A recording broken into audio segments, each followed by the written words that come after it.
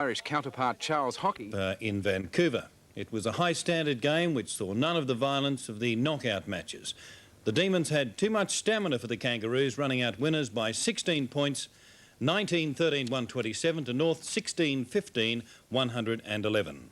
The Demons started in blitzing fashion, scoring 3 goals before the Roos realised they'd better get amongst it, or the $30,000 on offer to the winners would not be theirs. There were very few, if any, incidents, although the crowd loved the occasional bump. Handballs over to O'Dwyer, who gets run into savagely there. Good play. Melbourne small men saw them race away to an early lead of 4 goals. Greg Healy was in everything and was kicking accurately. It's intercepted by Healy. Healy has a shot for goal. Umpire right underneath it. Full points to Healy. The Rovers were on top because of O'Dwyer's dominance in the ruck. But just before half-time, the Roos rallied. Allison goal. Love and Smith kicked their 3rd goals, and the Roos went to the big break only 7 points in arrears. In the 3rd quarter, Larkin's brilliance put the Roos in front. But Greg Healy was a continuous danger on the forward line, and whilst many of his teammates went missing, he and Ricky Jackson refused to give in. Into the last quarter, and a point separated the teams. It was goal for goal. There was no sign of any nasty incidents which had plagued the previous encounters. This was the stuff that was promoting the game on the international scene, even if only 10,000 people turned up to watch. They were certainly riveted to their seats as the Demons and Roos fought out the final.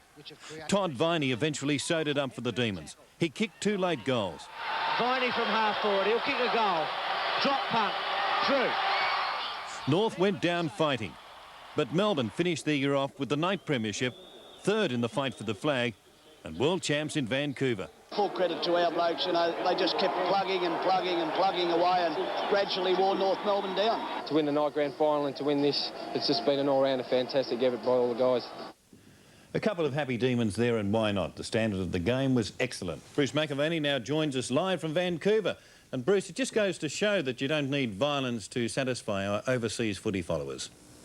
Tony, that's for sure. Sure, it was rough and tough today and there was plenty of physical action, but none of the violence that we saw in London or even in Vancouver in the first game. And it was by far and away the most outstanding football game that we've seen overseas. A lot of fun, and whilst there was a rather small crowd here today, they really went home pleased. They'd seen a very good game of Australian football. Bruce, the VFL hierarchy are with you over there in Vancouver. What's their reaction to the 3 international games so far? They've been pretty pleased. We had 33,000 in Vancouver, quite remarkable. A packed house at the Oval. Tonight, the crowd was a bit disappointing, just 8,000 or 9,000 people.